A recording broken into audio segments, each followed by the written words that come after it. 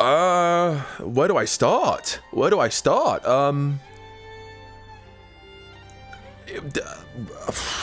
I genuinely don't know where to start. I did not know what I was expecting. I was excited for it. The trailers got me hyped for it ever since 2.1. Playing it? I think it was probably one of the best character writing around a new character. I think around Cartethia, I think the writing around her did a very good job, in my opinion, at making you feel for the character. And I think one of the reasons that is because we saw teases of who she is from 2.0. And the fact that every time we collected one of those swords, one of the 3 major swords, we saw more about her past and who she is. And I think through 2.0, every act up until the present act, we've been teased and shown more about who Cartethia and Fleur-de-Lis was and who she is. And I really do think they did a good job writing around that character. I think the writing around that character was very good. Was very, very good. Before I go further, guys, type 1. Everyone in chat right now, type 1 if you enjoyed your time through this story. Type 2 if it wasn't the story for you. Now, if you didn't enjoy the story, that's a-okay. But if you did, everyone that enjoyed the story, type 1 right fucking now. And if you didn't, type 2. 1. Okay, a good amount of ones. A good amount of ones. So the majority of you like the story, which is good. I thought the little details with the Phasalia family was good. I liked that Carlotta had a cameo role in it at the start when she called you. I liked the elven girl at the start, the bard, I forgot her name. She wasn't in it long enough for me to remember. She was a pretty good addition. I like the fact they introduced her. She's probably going to come into it in the next patch. I can imagine in the next couple of patches. I think every character in this story had a good role to play, and I think they played it to perfection. Cantarella is the Whis of this game. If you guys know who Whis is, great. If you don't, he's basically in an anime that I watch, in the Dragon Ball anime, Whis is an angel who basically overlooks everything that happens and is very wise. Doesn't give everything away. He doesn't give barely anything away, but he sort of guides the characters in the right direction and gives them bits of information to do with the lore and other things like that. There's more to it, but that, like, she is the Whis of this of this patch, and I loved that, especially when she woke up to basically disappear and take the sword and do what she had to do, and the fact that played a point later on, and I liked how that connected to the ending of the story. I liked how suspicious the Phasalias were at first. I did like the fact that she basically doubled down and was like, yeah, all the rumors you heard, other than that, the fact that I'm a recluse is true.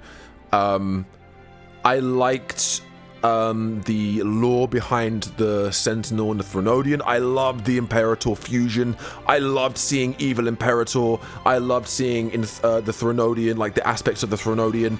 I liked how Cartethia and Fleur-de-Lis were manipulated, and I liked how the Sentinel was corrupted.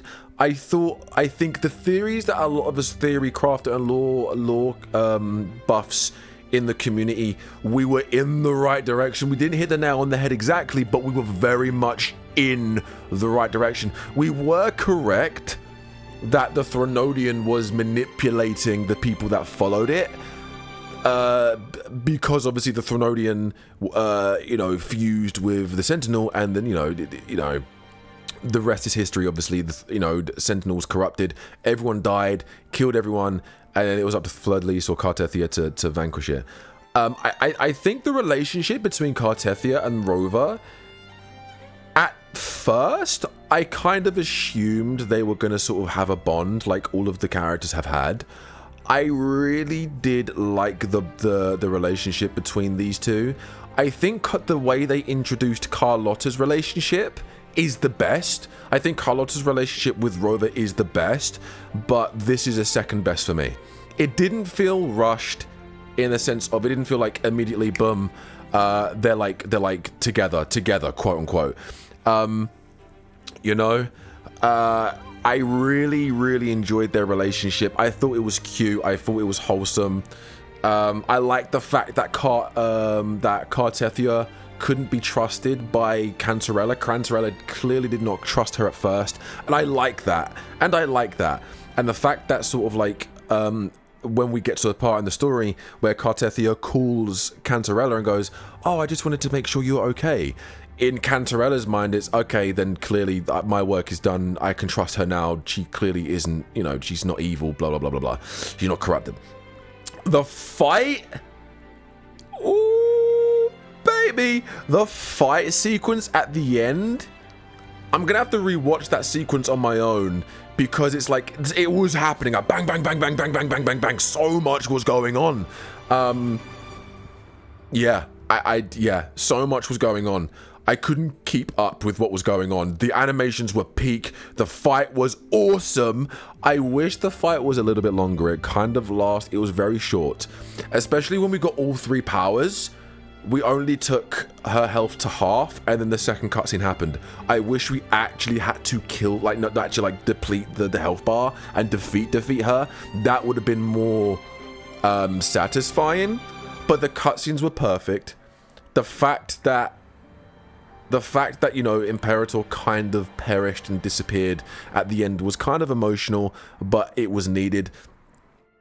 This is the first time we've had to quote-unquote kill a character in the game.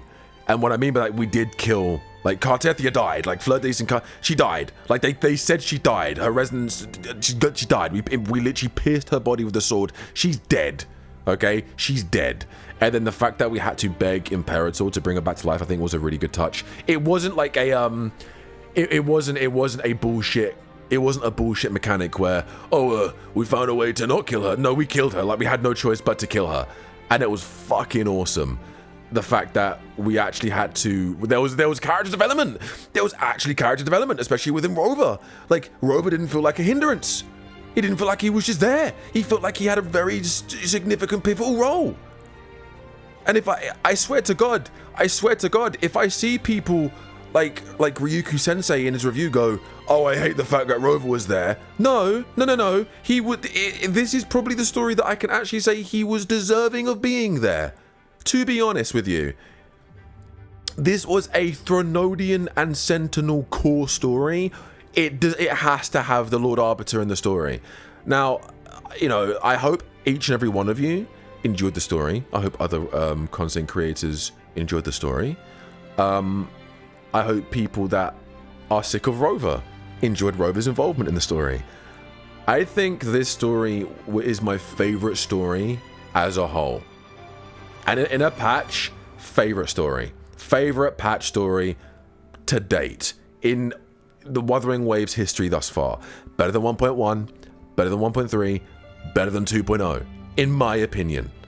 I think it has a balance of everything, and I liked that. So yeah, this is a solid. In terms of what I've seen so far, a 10 out of 10 patch, but like I'm gonna say like I'm gonna be like realistic. I'm gonna give it a 9. A solid 9 out of 10. A solid 9 out of 10 for me. And yeah, they're my thoughts. I'm interested in seeing what Rover's abilities are going to be like using them. I'm going to use Rover's abilities. Also, can we just say, we now know, this is like them confirming without them confirming that Cartethia is going to be playable. Basically. Bro, the tease to Evil Rover. Holy shit, how did I know? The tease, they literally foreshadowed Evil Rover. Evil Rover is happening. Dark Rover is happening. That wasn't even like a little sprinkle. That was like a direct shot at you saying, yeah, Dark Rover's gonna happen.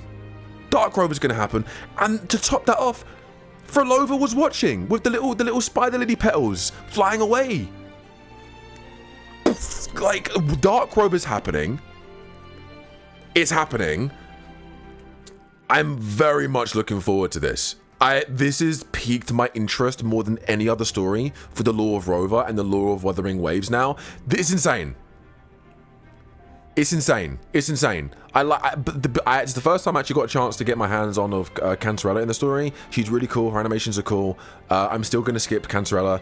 Her character, like everything about the characters, chef's kiss perfect. I just don't need her and don't want her on my team. I wouldn't use her.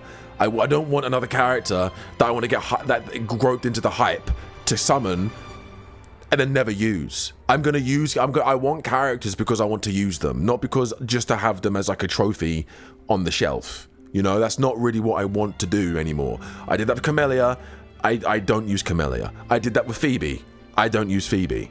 You know, like I want characters I know I'm gonna use, not characters that I'm not gonna use, but just aesthetically I like them there. You know what I'm saying? But yeah, Evil Rover. That means that way back in 1.0, when Scar was like, oh, I hear you lost your memories. And it's like, come to our side, come to the side. We're gonna be corrupted. It's happening. I can't wait. They foreshadowed so much. And I cannot wait. Yeah, story was amazing. Story was right. Solid 9 out of 10. 9 out of 10. I saw, you know, solid 9 out of 10. I think it's probably the best Wuthering Wave story so far, in my opinion. Willwood team request. Thank you for the. Was that? Didn't Rover create the Fractidus? We don't know that for starters. That is not confirmed. That is not confirmed. I don't think. I think they alluded to it. And they alluded to the fact that the Fractidus does know who Rover is, but it's not a confirmed 100% that Rover created the Fractidus. But it's a very promising theory, and I think it's near enough. I think it's near enough what happened, you know. But yeah, 9 out of 10 for the story. Really enjoyed it. Loved everything about it. The character design, character progression, story, overarching story was amazing. The writing was good. The character arcs in each one of the 3 main characters in this story was great. Looking forward to the future. Now this is doubled down when, and it's not even an if, when Cartethia becomes playable, because after this story she most certainly will be. I'm going to probably be a Cartethia main, and I swear to God, they fused at the end. Cartethia and Fleur-de-Lis, both the young and adult variants, fused together. If I do not